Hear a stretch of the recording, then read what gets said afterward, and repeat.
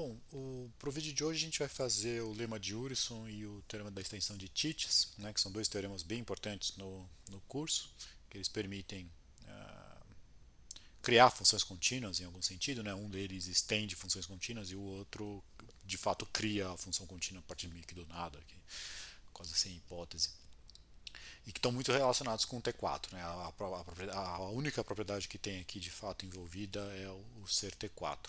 Não vou apresentar uma demonstração que é a mais clássica, eu vou apresentar uma demonstração alternativa. A demonstração clássica primeiro mostra o Urysohn, depois mostra o Titius a partir dele, mas tanto a demonstração do Urysohn não é trivial, como o Titius a partir dele aí ela é bem longe de trivial também e ela usa muito argumento que não é bem típico de topologia, então gostaria de fazer uma coisa com um ponto de vista um pouco mais topológico aqui. Então eu vou fazer de um jeito que a gente tira qualquer parte, digamos, importante aqui, a gente isola uma parte da demonstração do Urysohn e com essa parte a gente já mostra uma versão do Titius e já aí por consequência sai o Urysohn também, né? Porque o Urysohn a partir do Titius é relativamente tranquilo. Então vamos começar com um lema, que na verdade esse lema é essa parte que isola, que é a propriedade do Urysohn. Tá? Então vamos lá. A gente então tem um espaço, você começa com um espaço topológico qualquer, aqui não tem a hipótese nenhuma sobre o CT4, na verdade a hipótese CT4 é para a gente conseguir depois satisfazer as hipóteses desse teorema, na verdade, mas vamos com calma. E suponha que nesse espaço topológico exista uma família F Q, então o Q está nos racionais, então é uma família de racionais, então é uma família de fechados, fechados. Então, só cuidado que ela está indexada nos racionais e ela satisfaz as seguintes condições, são três condições. Se você pegar uma coisa que a gente já gostaria é que elas formem uma cadeia, mas é mais que uma cadeia, ela é uma coisa mais assim, eu já explico o que é isso. A segunda condição é que a união dá tudo.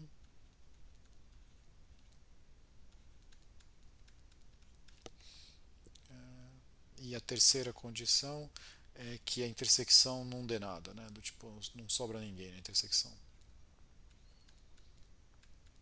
Essas duas aqui, você pode pensar que elas são mais condições de não trivialidade. Essa aqui, primeira, ela é mais importante. Tá? Ah, então aqui, ó, só para já tentar entender melhor essa hipótese, o que eu estou falando é que não só o FR está contido no FS, mas ele está contido com um espaço lá. Tá? O FR está contido no interior do FS. Tá? Ele está bem contido lá. Uma vez que você tiver essa condição, então isso aqui que é o difícil de conseguir, você conseguir essa família de fechados, uma vez conseguida essa família de fechados, você define uma função φ que vai sair do seu x e vai chegar nos reais.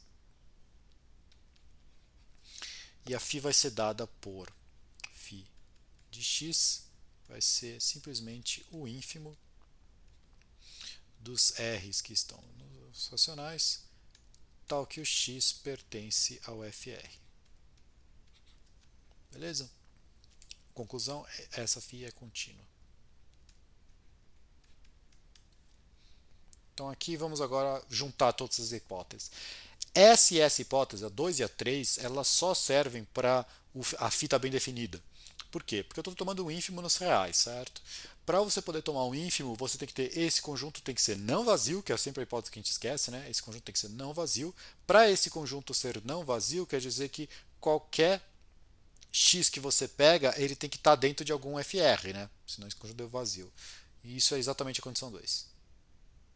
A condição 3 fala que é a outra hipótese que a gente precisa. A gente precisa que esse conjunto seja limitado inferiormente, senão ele não tem ínfimo. Para ser limitado inferiormente, na hora que você pega um x, a partir de algum q, de algum q para baixo, ele não pode estar, certo? Mas repara que como a gente tem essa inclusão, basta que ele não esteja em algum q, porque daí a partir daquele para baixo ele não está. E isso é o que te dá exatamente a condição 3. Nenhum x está em todos. Tudo bem? Então a gente tem que essa função está bem definida pela 1 e a 2. Então usei o 1 e o 2 já. A 3 é para mostrar que é contínua. A 3 para mostrar que é contínua é isso aqui. Isso aqui vai garantir que a gente tem a continuidade. Vou dar só uma breve explicação aqui de como é que você mostra que essa aqui é contínua. Se você pegar um A menor que B pertencente aos reais, tudo bem? Você consegue mostrar essa igualdade aqui. Eu vou explicar a igualdade e depois a gente discute as coisas em volta dela. Você pega a imagem inversa do intervalo aberto AB. Isso aqui é a união dos RS pertencente a um Q. Opa, não é o Q racional, é um Q qualquer que eu vou definir daqui a pouco. Eu vou fazer o interior do FS menos o FR. Tá bom? O que é o Q? O Q é esse conjunto aqui, ó. Conjunto são os parzinhos de RS, tais que o A é menor que R, que é menor que S, que é menor que B, e o RS pertencem a Q. São racionais. São só os que a gente está interessado. Ok. Primeira coisa, se você mostrar essa igualdade, acabou. Por quê? Porque isso aqui é um aberto básico dos reais. Então você vai ter mostrado que a imagem inversa de um aberto básico é um aberto. Vamos enxergar que esse troço é um aberto. Aqui é um aberto, porque é o interior de alguma coisa. Está tirando um fechado, aberto menos fechado é aberto, união de abertos é aberto. Então você teria mostrado que essa união aqui ela é aberta. Na apostila tem as duas inclusões, tá? Para mostrar isso aqui, não vou fazer aqui porque é só conta. Tipo, não é difícil, tem lá. Então é só continha aqui com as definições desses caras, então aí depois vocês dão uma olhada. Vamos só tentar dar uma explicada no desenho aqui do que aconteceu dessa demonstração, por que esse troço funciona, que acho que isso ajuda um pouco a entender o que está acontecendo. Mas de qualquer forma, na apostila tem um exercício que é para, usando esse enunciado, tá? Não é para entrar na demonstração, usando esse enunciado, você mostra o Urysohn direto, sem passar pelo TITES, que agora eu vou fazer o TITES na sequência. Mas você consegue fazer ou uma versão do TITES na sequência, mas você consegue fazer o Urysohn direto usando isso aqui, tá? Usando um truque que eu vou fazer daqui a pouquinho, mas depois eu explico o que é esse truque. Vamos agora só para dar uma ideia de qual é esse desenho aqui. Imagina que aqui você tem o seu espaço X, você está com essa família de fechados, então percebe que ela é uma espécie de cadeia, né? Então vamos começar assim, ó. Você tem que eles vêm fazendo um desenho. Aí você fala, pô, mas é uma cadeia, mas ela não tem cara inferior. Pensa, sei lá, que vai ser até o caso que a gente vai usar aqui no primeiro. Pensa que sei lá, para os racionais negativos, esse troço é vazio. Isso satisfaz essas três condições. Tá? Você ganha essa de graça, isso não atrapalha essa, basta que os maiores sejam grandes, bem grandes, e isso aqui para os negativos está trivial, né? Porque vazio está dentro do vazio e tudo bem. Tá? Então pensa que só depois começou a ficar. Então o que aconteceu? Você tem mais ou menos esse desenho engana. Tá? Estou tentando pensar que aqui está os F's com racional pequeno, aqui está os F's com racional maior, então eles são crescentes assim. Esse desenho engana por quê? Porque dado 2, você tem um no meio, sempre, porque está indexado nos racionais. Então não tem esse seguinte, tudo bem? Bom, mas você tem essa família agora. O que essa função está fazendo? Você simplesmente pega um x e olha quais são as informações que você já ganha.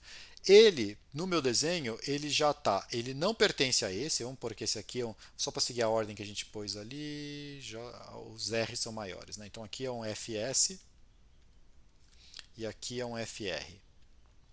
Do jeito que eu defini aqui, ó, repara que a φ disso já está dando mais que R e menos que S. Então, maior ou igual a R, porque eu não sei se se quebrou, mas provavelmente quebrou, porque vai ter outro racional aqui.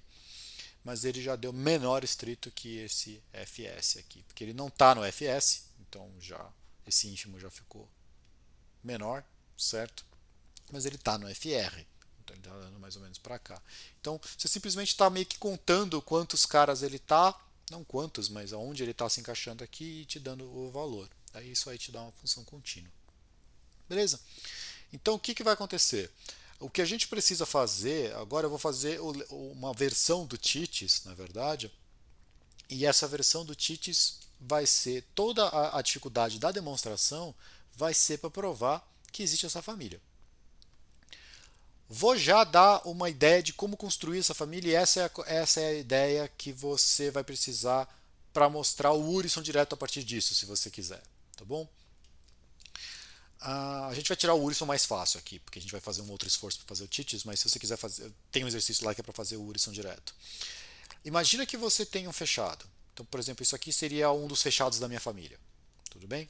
Aí imagina que isso aqui está dentro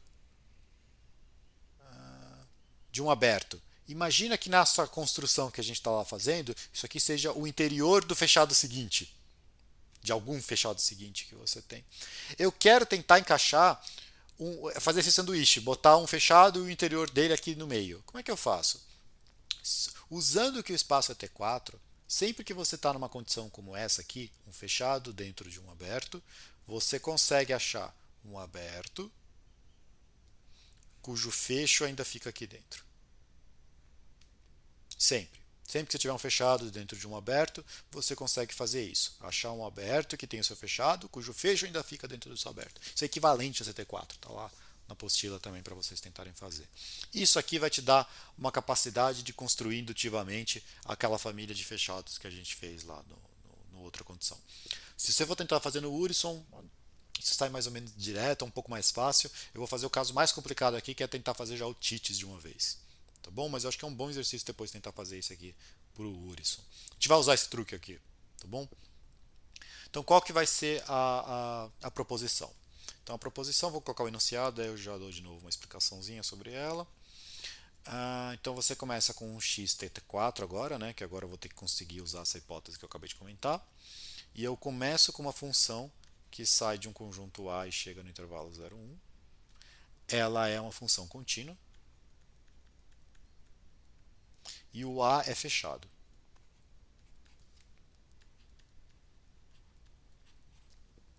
Tudo bem? Então vai existir, então existe uma f que sai do x inteiro e chega no intervalo 0, 1 também, contínuo. Extensão contínua dá essa f que você pegou. Extensão contínua de f. Então repara como esse enunciado é forte. Você tem uma função definida só num pedaço do seu conjunto, esse pedaço é fechado, e você vai conseguir estender ela para o espaço inteiro, continuamente. Para quem já olhou os exercícios da sessão anterior, tem lá exemplos de quando você não consegue fazer esse tipo de extensão. Tá? Então, se você não pede que esse F seja fechado, você não vai conseguir, mesmo que o espaço seja T4. Quer dizer, não vai conseguir. Pode não conseguir. Tudo bem? O que a gente está falando aqui é que você consegue.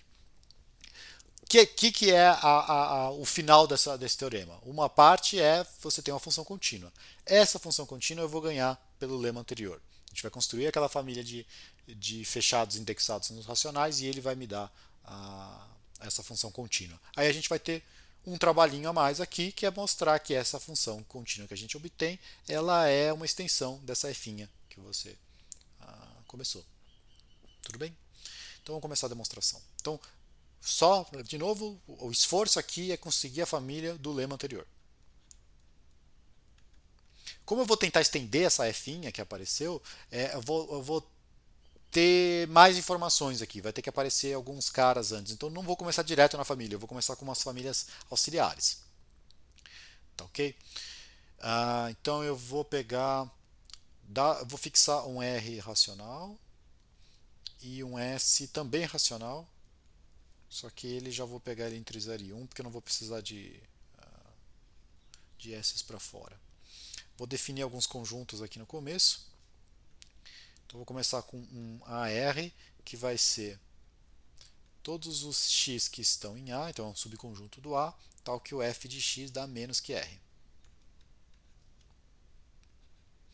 Também vou definir um US,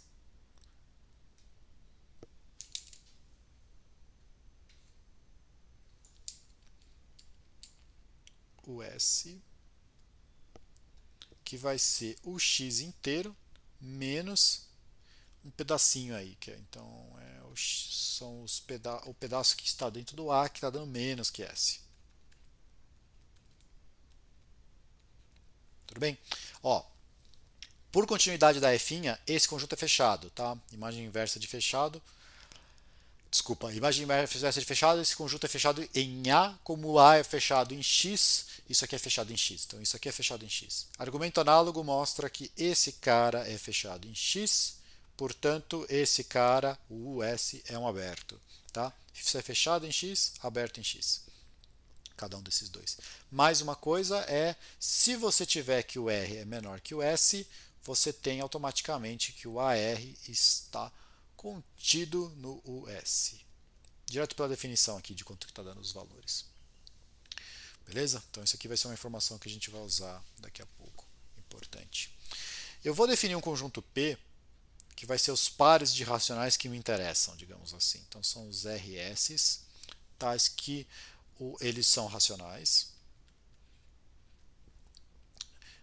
E eles estão no intervalo nessa ordem. Então o zero, eles são ambos maiores que zero. O R é menor que o S, que por sua vez é menor que o 1. Tá? Então eles estão no intervalo 0, 1 aberto. Né? O 0 fechado, o 1 aberto.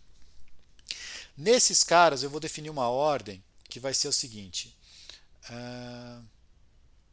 RS vai ser menor, vou até pôr menor estrito aqui, que um AB, se o R é menor que o A e o S é menor que o B, mas não pode ser a igualdade. Né? Então, pelo menos o R é estritamente menor que o A ou o S é estritamente menor que o B. Tá? Então, você faz coordenada a coordenada. Então, R é menor ou igual que A, S é menor ou igual que B, mas eles são distintos. Então, um deles tem que ser diferente. Tudo bem? Então agora a gente vai começar a construir uma família que não é exatamente aquelas de fechados que a gente vai precisar, mas ela já vai chegar perto, ela é uma primeira aproximação para aquele troço. Então quais vão ser as minhas condições? Vou começar aqui, então vai ter duas coisas. Eu vou fazer, deixa eu deixar um espaço aqui, eu acho que eu vou colocar aqui, vai. Eu vou apagar esse negócio da ordem, porque a gente não vai precisar disso agora. Mas só lembrar, então na hora que eu for precisar eu defino de novo isso aqui. Então o que eu vou fazer agora é definir uma família HN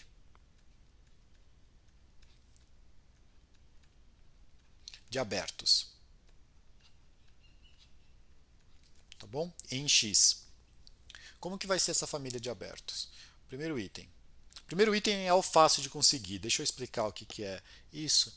Peraí que eu preciso enumerar o P, talvez. É melhor. Deixa eu pegar esse aqui, esse P, ele é enumerável, certo? Porque olha só essa parte aqui, são os pares de racionais. Então, quadrados racionais é enumerável, então o P também é enumerável.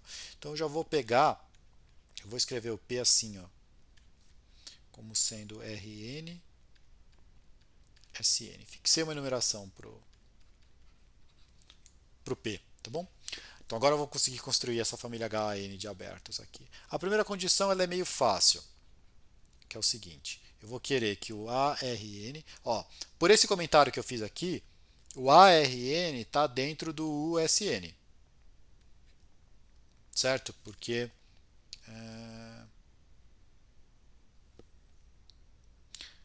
se o RN e o SN estão em P, o RN é menor estrito que o SN, então você tem exatamente isso.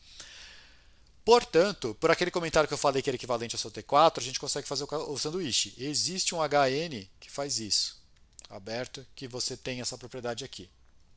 Tá? Então isso aqui eu consigo para todo N. Eu vou querer uma condição a mais aqui, que eu vou pedir, que é isso que vai me dar trabalho, porque se for só fazer isso, você simplesmente aplica para cada N aquele truque anterior que eu falei que era equivalente a CT4. Não é isso que eu vou fazer. Eu vou precisar de eu preciso de mais aqui. Eu preciso de uma condição a mais que vai me dar uma relação entre os Hs. Porque repara, aqui ficou só. Não tem relação nenhuma entre os Hs diferentes. Eu vou pedir também que quando você tiver um HM fecho, ele vai estar dentro do HN se o parzinho é isso aqui. Se o RM SM for menor que o parzinho RN SN. Ou seja, esse cara é menor ou igual que esse cara é menor ou igual que esse, e pelo menos um deles é menor estrito de fato. Tudo bem? Então, essa segunda condição que me dá um pouco mais de trabalho. Tá bom? Então eu preciso que isso aqui funcione. Beleza? Então vamos lá. Vamos começar a fazer essa construção. Eu vou fazer essa construção por indução no N. Então eu vou supor que eu já tenho definido até um H N e fazer. Bom, vamos fazer primeiro o caso. O caso zero é o fácil, vai. O caso zero a gente acabou até falando aqui. Eu vou fazer o caso zero já separado antes de pagar isso aqui. O que eu faço? Ó, o AR0 ele está dentro do US0. Essa inclusão vale, certo? Porque você tem essa propriedade aqui. Agora, portanto, existe o H0 pela propriedade que eu falei que é equivalente a CT4. Então, o passo zero já foi. O que a gente precisa agora tomar cuidado é com o sucessor, certo? Então, vamos supor que eu tenho definido o HN até um certo momento. Então, eu tenho definido H0, H1, até um HN-1. Tá? E eu quero definir, quem eu vou definir agora é o HN, beleza? Mas eu já tenho, por hipótese de indução, que esses Hs estão funcionando, beleza? O que eu vou fazer? Eu vou separar dois conjuntos aqui desses caras aqui, vamos pegar alguns índices. Então vai ser o J, eu vou escrever, a definição dele é grande por escrito, mas é fácil falar, então eu vou só falar quem que é. Tá? Eu vou pegar desses caras, os índices que fazem com que o H. Vamos fazer o seguinte: cada um desses está associado com um RN. Vamos fazer melhor, né? Um RJ, SJ. Certo? Cada um desses caras que apareceu aqui está associado com RS e RJ. Então o 0 está associado com R0 e S0. O 1 está associado com R1 e S1. Tudo bem? No J, então por isso que eu já pus essa letra, que isso aqui vai ajudar a gente a lembrar depois, esses caras são menores que o RN SN. Esse é o cara que eu quero cuidar agora, né, que vai estar associado com esse aqui. No J vai ficar os caras que são menores. No K eu vou colocar os índices que dá ao contrário. Então RK, SK vai ser maior que o RN, SN. Então eu pego, por exemplo, eu olho o 0, comparo ele com N. O 0 é menor? Entrou no J. Tudo bem? Pego o 1. O 1 é menor que o N? Põe no J. O 1 é maior que N, do tipo, nessa ordem aqui, entrou no K. O 1 não é nenhuma das duas coisas, não entrou em nenhum dos dois. Pode ser que esse conjunto seja vazio. O J pode ser vazio, o K pode ser vazio, não tem problema. Tá? Mas alguns deles vão para o J, alguns deles vão para o K e nenhum vai para os dois. Então é isso que a gente vai usar. Então esses aqui vai ser só para a gente... Por que acontece aqui? Lembra, a gente vai ter que tentar encaixar o HN no meio desses caras. Só que esse jeito que eu desenhei aqui não está ordenado e essa ordem não é total. Mas eu preciso que, se valer alguma relação, tipo, pensa que o HN ele vai ter que ser encaixado entre o H3 e o H2. Nessa ordem, o que o H3 é menor que o H2 e o HN vai ter que ficar aqui no meio. Então esse J e esse K estão me dando onde que é essa posição que eu tenho que encaixar esse cara. Tá bom? Beleza. Então a gente já peguei, os J são os menores e o K é maior. Primeira observação aqui que eu acho que convém já fazer. Então, repara que quando você pega um cara que está no J, né, então que são os que vêm antes do N, então você vai ter o HJ aqui, esse cara, ele vai estar dentro de um cara qualquer do outro lado. E não só isso, vai estar valendo isso. Por hipótese, porque se valeu isso, quer dizer que eles estão. Isso quer dizer que o RJ, SJ, o parzinho, é menor que o RK, SK. Por hipótese de indução, se ele está. Isso aqui é uma ordem, não é total, mas ela é uma ordem. Então, se esses caras são menores que o N, se você conseguir colocar o parzinho N aqui no meio, então vale isso aqui. Então, em particular, tem que acontecer isso, que isso aqui era a nossa segunda condição sobre os Hs. Então, a gente tem que valer essa coisa, então você tem isso. Tendo isso, o que, que você consegue? Você tem que, para qualquer J que eu tenho, acontece isso. Para qualquer K do outro lado. Então, se eu tomar a união de todos os HJs, deixa eu colocar isso aqui num lugar que tenha mais espaço, porque eu vou precisar fazer mais coisa. Se você colocar a união de todos os J's em J, H, J, fecho, isso aqui está contido na intersecção de todos os HKs para K pertencente a K. Qualquer um desses está dentro desse, então junto todos, está dentro da intersecção aqui desse lado. Tudo bem? Agora vamos lá. Então quer dizer o quê? Se eu pegasse, repara que isso aqui é um fechado, porque é uma união finita de fechados, só teve infinitos caras até agora, e isso aqui é um aberto, porque isso aqui é uma intersecção finita de abertos. Tudo bem? Então, se eu só quisesse tomar conta dessa condição, eu simplesmente uso aquele truque lá que a gente tinha antes, falo que tem um HN aqui no meio, cujo fecho ainda fica aqui dentro, e eu consegui resolver a condição 2. Só que agora faltou a condição 1, né? Que tipo, pode ser que você não consiga agora a condição 1, que era fazer o sanduíche entre os As. Então o que, que eu peço? Eu peço o seguinte, eu vou e faço o seguinte truque. Eu não vou fazer o sanduíche com esses dois caras, eu simplesmente olho. Ó, eu vou colocar o A, que eu tenho que conseguir atrelar esse AN, esse HN aqui com o ARN, né? Então eu vou pegar o ARN, vou juntar com essa família aí de cima, com o fecho. Vou colocar aqui para a esquerda o USN e vou juntar com essa intersecção aqui, com o K.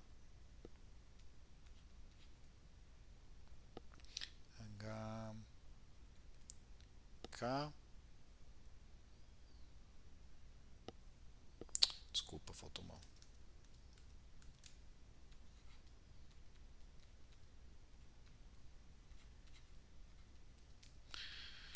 Você tem esses dois, você tem que esse cara está dentro desse, por hipótese, né? Tipo, a gente já tinha feito isso lá antes. Por hipótese de indução, como esses caras estão dentro dos seus US respectivos e os US respectivos estão dentro desse, então esse pedaço também está dentro desse. Pelo comentário acima, esse cara está dentro desse, então a gente na verdade tem essa inclusão aqui. Todo esse monte de gente aqui está dentro desse monte de gente aqui desse lado. Aí o que, que você faz? Agora sim eu uso o T4 e peço, eu garanto que existe um HN aberto que faz isso aqui. E agora eu consegui definir o meu HN. Tudo bem?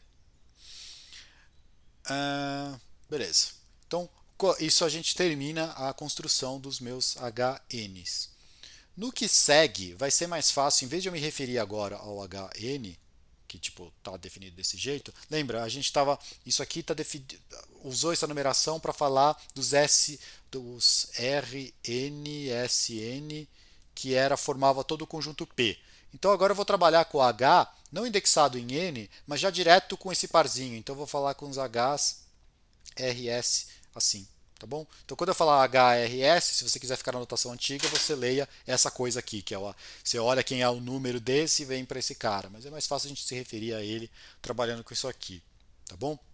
Eu vou colocar um resumo aqui do que são as propriedades que a gente tem sobre esses Hs. A gente tem uma condição que está falando, que é a condição 1 que a gente tinha lá antes, que o AR está dentro do HRS, que por sua vez está no fecho dele, isso sempre acontece, que está dentro do S, se você pegar o RS dentro do P. Tá? E a segunda condição está falando simplesmente que é a condição entre os Hs. Então é HRS, fecho, está dentro do HAB, se a ordem vale essa aí mesmo, né? Então, tipo, se o RS é menor que o AB. Tá? Então, essas aqui são as duas condições que a gente vai usar sobre esses caras. Agora, meio que a gente já está pronto para definir os Fs, que são aquela família de fechados crescente que a gente tinha na proposição anterior. Beleza? Então, eu vou fazer o seguinte, eu vou definir ela para... Eu tenho que definir, então, o que eu vou querer definir. Vai ser Fr para R pertencente aos racionais. E ela tem que ser crescente, né? Com aquele crescente que é com o fecho lá dentro. Se eu pegar um R menor que zero, R menor que zero, isso aqui me dá F, eu vou definir simplesmente o FR como sendo vazio. Para R maior que 1, eu vou simplesmente falar que o FR é o x inteiro. Lembra que tinha duas condições? Que uma falava que a intersecção tinha que dar vazia e a outra falava que a união tinha que dar tudo? Com esses dois aqui eu já matei aquelas duas condições. Então aquelas duas condições a gente ganha por trivialidade. Falta outra que é fazer aquela inclusão direitinho. É essa que vai dar um pouquinho de trabalho. Então para quem que está faltando? É para R que é maior ou igual que 0 e menor que 1 estrito. Tudo bem? Então para esses caras, então é 0 menor ou igual que R menor estrito que 1, eu vou simplesmente, eu acho que eu vou colocar isso aqui ali em cima, que daí eu ganho espaço aqui embaixo. Então, para 0 menor ou igual que R menor que 1, o meu FR vai ser a intersecção para os S que são maiores que o R do HRS fecho. Eu preciso que esse troço seja fechado, pelo menos. Isso eu tenho, porque é uma intersecção de fechados. Agora falta a gente ver que vale as inclusões, certo? Ó, então, o que a gente já tem? A gente já tem que a intersecção é vazia, a união dá tudo e que cada um deles é fechado. Falta mostrar aquela inclusão. Falta mostrar o quê? Falta mostrar que FR está contido no interior do Fs para R menor que S. Certo? Se você tiver que os dois são menores que zero, isso aqui dá vazio, isso aqui dá vazio, acabou. Se você tiver que os dois são maiores que 1, isso aqui dá x, isso aqui dá x, acabou também. Então falta só o caso. Bom, e se um deles for menor que. Se esse for igual a zero, menor que zero, já deu também, porque deu vazio incluso em qualquer coisa. E se esse for maior que 1, também. Então falta só o caso que os dois estão entre 0 e 1. Tudo bem? Mas se os dois estão entre 0 e 1, é exatamente o caso em que o RS pertence ao P. O P era o conjunto exatamente desses caras, que é esse menor que esse, e os dois estão entre 0 e 1, com as inclusões do lado certo. Então, vou pegar esse RS aí desse jeito, e eu vou pegar um T entre eles. Então, eu vou pegar R menor que T menor que S, o T também pertencente aos racionais. Tá? Isso aqui é só para me auxiliar a fazer a conta. Olha o que a gente tem. Vamos começar a escrever essa inclusão e ver se sai tudo bonitinho agora. Eu tenho que o FR está contido no HRS. Opa, pus o fecho no lugar errado. Aqui. Por quê? Porque o FR é a intersecção de todos esses caras. Esse aqui é um dos que apareceu. Certo? Do jeito que a gente construiu, isso aqui está contido aqui no HTS. Por que isso vale? Porque esse par é menor que esse, porque certo, R é menor estrito que o T e o S é igual a S. Então isso aqui na nossa construção você tinha isso, está escrito aqui exatamente isso. Então você tem essa inclusão. Isso aqui está incluso no fecho dele mesmo, isso vale sempre. Tudo bem? E isso aqui está contido nessa intersecção aqui. Vou escrever a intersecção.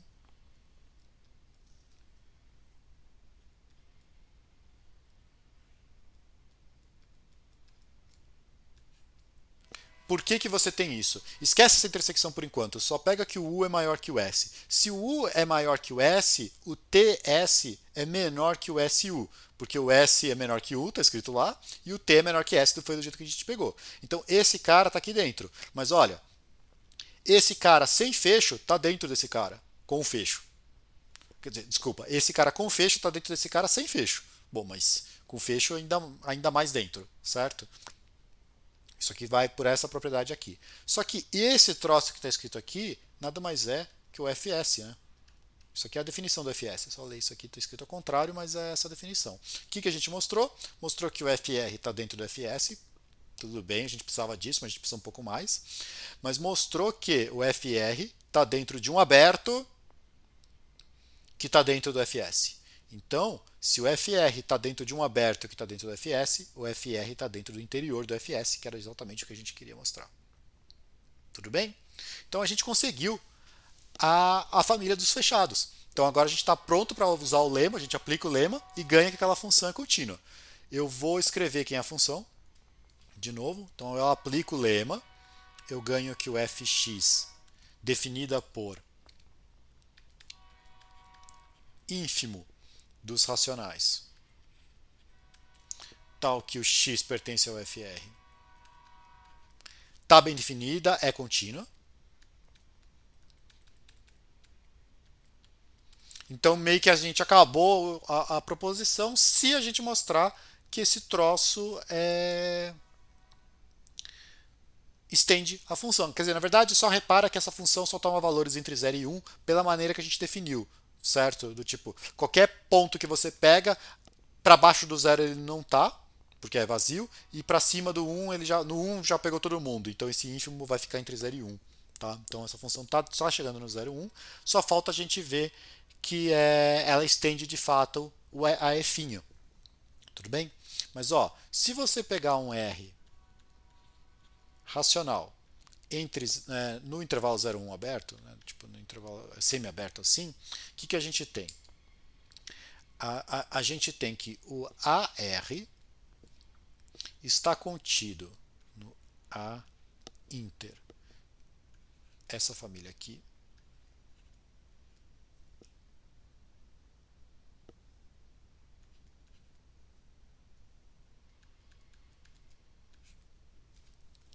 isso aqui é só você lembrar lá o que é a definição desse AR. Isso aqui era todos os pontos que estavam dentro do A, cujo valor dá pelo menos R. Então aí você consegue tirar essa igualdade aqui, essa desigualdade, não, desculpa. Essa inclusão você tem pelas coisas que estavam no slide anterior, que isso aqui está aqui dentro, basicamente porque esse cara está aqui dentro. Tudo bem? Só que isso aqui, na hora que você escreve exatamente o que isso quer dizer, isso aqui quer dizer AR. Ou seja, o AR está incluso. Isso aqui tem que fazer a continha depois, para vocês fazerem com calma, tem que olhar as definições de todo mundo. Mas nisso aqui, o que você tira é que esse cara, todo mundo que está aqui dentro é igual. Certo? Se você reparar, esse cara que está aqui no meio, isso aqui é exatamente a inter FR, porque isso aqui é o FR. Era a definição que estava na página anterior. Ou seja, como tudo isso aqui agora é igual, então a gente tem que o A inter FR é igual a AR. Certo? Aí você usa o fato que a f de x, por continuidade, se você olhar agora a f', porque ela era uma função contínua definida no A, isso aqui é o ínfimo dos r's pertencentes a Q, tal que x pertence ao AR. Do tipo, isso aqui eram os valores que dava pelo menos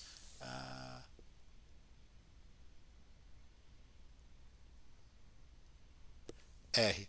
Então você vai ver que você tem. Você tem que a sua função, a definição dela, dentro dos pontos de A, ela coincide. Então elas, uma estende a outra. Então a gente conseguiu essa extensão. Isso acaba esse resultado. Vamos só fazer então as duas consequências rapidinho, que é o Urison e o Titis, de fato, do jeito que o pessoal mais enuncia o Titis, tá bom? Isso aqui, essa versão que eu acabei de fazer é meio que um dos Titis que o pessoal faz, mas o pessoal acaba tendo uma outra enunciado também. Então vamos lá. Qual que é o teorema? Então esse é o teorema que é conhecido como lema de Urison.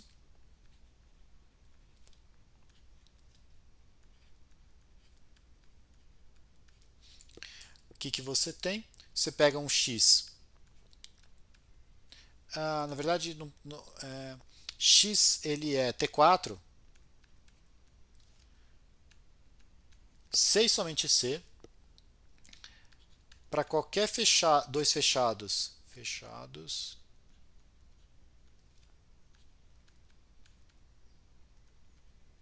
disjuntos, existe f que sai do x e chega no intervalo 0,1,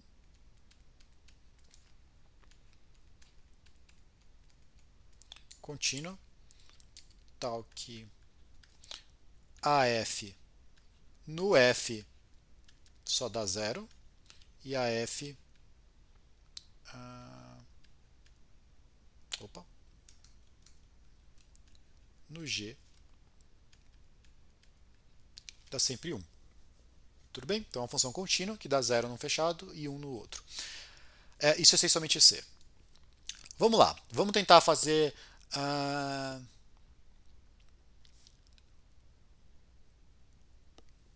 essa demonstração assim rapidinho. Você tem qual que é a condição? Vou fazer primeiro que se é T4 tem a função, vai. Estamos fazendo essa ordem. Se é T4 tem a função. Você tem aqui o F, você tem aqui o G. O que eu faço? Define a função que é uma F qualquer, uma G qualquer. 0 aqui e 1 aqui. Constante aqui, então ela é contínua nesse pedaço. Constante aqui, ela é contínua nesse pedaço. Então pensa que ela está valendo 0 aqui e 1 aqui. Tá? Constante aqui, constante aqui. O domínio dela só é F união com G. O exercício que está lá para trás mostra que se você tiver dois fechados disjuntos e você fala um valor, a função é contínua em cada um dos fechados, a função juntando as duas é contínua. Bom, então você tem uma função contínua, estende pelo resultado que a gente acabou de fazer, te ganhou essa finha que está aqui em cima. Beleza? Não tem nenhum enigma aqui, tá? Para o outro lado do teorema, né, porque isso aqui é uma equivalência, o outro lado é o lado trivial. O lado trivial, ele simplesmente fala o seguinte: você simplesmente olha, supõe que você tem essas o que você tem que fazer? Para mostrar que até 4 pega dois fechados disjuntos e mostra que dá para separar ele para abertos. Aqui a gente está separando por função contínua. Isso aqui é mais forte em algum sentido. Aqui a gente acabou de mostrar que é equivalente, mas assim, numa intuição ele seria mais forte. Por quê? Porque simplesmente você olhar esses dois abertos aqui, ó.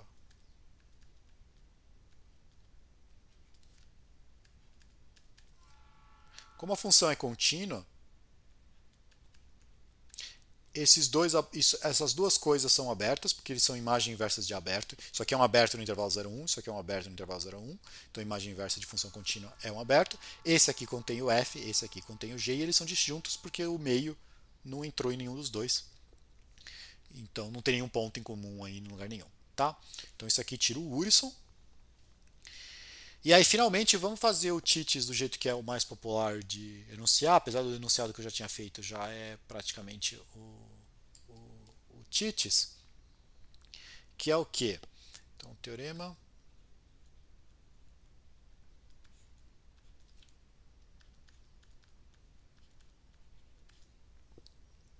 Então, você pega um espaço xt4, você tem uma f, vamos colocar assim, você tem um f contido no x fechado, uma f que sai desse f e chega nos reais agora. Lá era no intervalo 0,1, né? Então aqui eu vou pôr que é nos reais. Extensão tá? Contínua. Então existe, vamos usar essa notação aqui, f-til, que vai sair do x inteiro e vai chegar nos reais contínua. Extensão contínua, né? Extensão contínua para aquela f-til. Tudo bem? Qual que é a diferença aqui é que lá a gente tinha um intervalo fechado, aqui a gente está andando para os reais inteiro. Tá? Então a função agora não precisa nem ser limitada. O pessoal às vezes coloca que é do tipo, se você pegar do intervalo 0, você pega. Às vezes vai dar vontade de você simplesmente. Eu vou começar a escrever, que daí eu acho que é mais fácil de tentar explicar o que está acontecendo. Ó, vou tentar argumentar com vocês que basta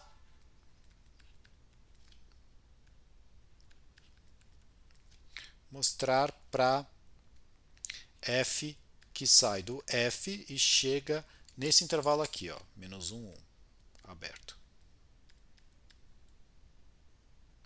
O que é mostrar para esse intervalo? Mostrar para esse intervalo quer dizer que na hora que eu pegar essa função que está chegando nesse cara aqui e eu estender para f_til, a f_til vai chegar aqui também, tá? Não deixa que a função aqui pode chegar no fechado, porque daí estragou. Do tipo, eu quero... Por quê? Porque eu quero fazer o seguinte, eu vou usar o fato que existe uma função contínua com inversa contínua entre esse cara e os reais. Eu não provei esse fato ainda, é um fato provavelmente conhecido por vocês, mas a gente vai provar isso aqui num vídeo para frente de uma maneira interessante. Tá? Então existe uma função contínua e bijetora entre esse cara e os reais. Então o que eu vou fazer? Eu mostro essa extensão aqui, quer dizer, desculpa, eu pego a minha f original, que está aqui no enunciado, converto ela com essa função para uma dessa aqui, tudo bem? Via composições, estendo de volta para essa, mas aqui assim ainda aberto, e aí eu pego que esse cara volta para cá. O problema é, o que dá vontade de fazer? Na hora que você tem isso, você sabe que esse aqui é a mesma coisa que o 0, 1 assim. Tem uma função contínua entre esses dois. E aí você fala, tá bom, aplico o resultado anterior, só que o resultado anterior vai me dar uma função aqui. E aí esse eu não consigo traduzir de volta para os reais. Então eu tenho que fazer um truquezinho a mais aqui para corrigir esse problema. Tá? Então qual que vai ser essa correção? Bom, mas antes de fazer essa correção, certo? Tá certo que eu só preciso mostrar o resultado para cá, tá? Então eu só preciso estender para esses caras aqui. Então vamos lá fazer a extensão para essa aqui. E ver se a gente consegue finalizar isso aí rapidinho. Bom, então basta mostrar para a função f desse jeito. Tá? Usando o resultado anterior e uma composta esperta ali entre o intervalo 0, 1 fechado, você consegue mostrar que existe uma g que sai do x inteiro e chega aqui, menos 1. Está lá nos exercícios como fazer isso, mas isso aqui, usando o resultado anterior, você consegue fazer isso. Você consegue ter essa função que estende, mas agora o problema é que ela perdeu, ela pode ter chegado nos extremos. Tá bom? O que a gente faz? A gente conserta os extremos. Vamos chamar de f' o seguinte conjunto. É quem deu problema. Então é o g a menos 1 de menos 1, 1. São os caras que chegaram nessa pontinha aqui que deu problema. Tudo bem? Essa g é uma extensão, né, eu não escrevi, né, acho que eu falei, extensão contínua de f. Tá? Como ela é uma extensão contínua de f, a gente ganha automaticamente que o f e o f' são disjuntos. Esse cara é uma imagem inversa de fechado, então esse f' também é fechado. Então existe, pelo Urysohn, né, que a gente acabou de fazer, existe uma função h que sai do x e chega no intervalo 0, 1, contínuo, tal que h de f dá 1, tipo, todos os pontos dentro do f dão 1, e o h no f' dá 0. Aí, o que eu faço? Pego essa minha f_til e defino como sendo essa função esperta aqui. Ó. Eu falo que é a f_til de x simplesmente é o g de x vezes h de x. O que vai acontecer? Dentro dos pontos de f grande, você vai ter que isso aqui vale 1, então isso aqui vale g, mas a g já era uma extensão da f', então deu certo. E para os pontos que estava dando problema, que seriam os pontos que vão chegar aqui no extremo, o h dá 0. Então aí não tem ninguém que dá esses pontos, então você consegue esses dois valores. Tá? Esse truque que eu fiz aqui funciona que, na verdade, se você trocar aqui para um intervalo qualquer, o mesmo aqui desse jeito, você arruma. Pode ser um intervalo semiaberto, pode ser um intervalo ilimitado, pode ser qualquer coisa dessas aqui. Você sempre consegue consertar desse jeito. Cada caso é um. Então, lá na lista de exercício tem a maneira aí para você fazer isso. E aí, só para encerrar, deixa eu só aproveitar para fazer um último axioma de separação aqui. É o último que a gente vai ver aqui no curso. que é motivado por esse T4, né? Porque o T4 o que que era? Era separar fechados por abertos. Aí a gente viu meio que aqui um jeito de separar fechados por funções contínuas. Antes a gente tinha separar ponto de fechado por aberto. Então alguém poderia perguntar, e separar ponto de fechado por função contínua? Isso não dá equivalente ao T3. Dá um pouquinho mais forte. Então a gente enuncia esse cara como T3,5. Então x é T3,5 se para todo x que você pega no x, para todo f contido no x fechado, tal que o x não está dentro do f, né, porque senão não dá para você separar, existe f contínua, então vai ser f de x inteiro no intervalo 0, 1, contínua,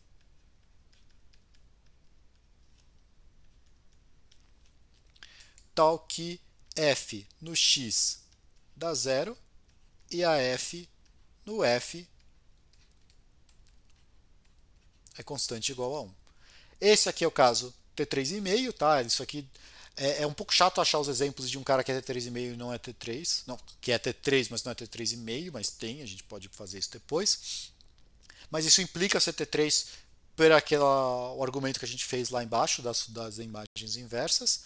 E quando o x é T3,5, igual antes, a gente tem T3 mais T1 é regular e T4 mais T1 é normal, T3,5 mais T1, a gente em geral chama isso aqui de completamente regular.